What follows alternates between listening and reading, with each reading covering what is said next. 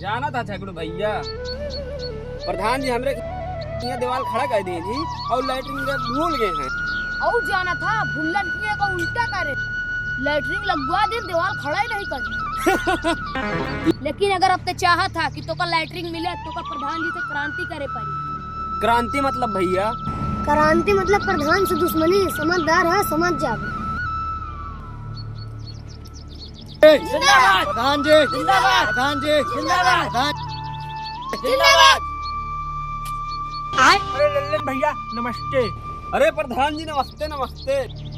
अरे लल्लन भैया नमस्ते नमस्ते। अरे लल्लन चुनाव चिन्हवा याद बाकी ना?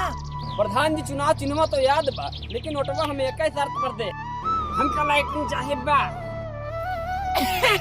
हे पागला मिल जाए तो का लाइटिंग, पहले जीताओ तो सही। नहीं हमका अब चाहिए बा। मुंशी जी यू गो, यहाँ पर लाइटिंग लेके आओ। Yes sir. A few moments later. ये देख मुंशी जी एक आप अपने हाथ से निकाल के जा। अबे साले। हाँ हाँ भैया दे दे। भाग जूते भाग। आप तो भैया देहानो टबा। तो भैया एकदम मत हचो दे वाला।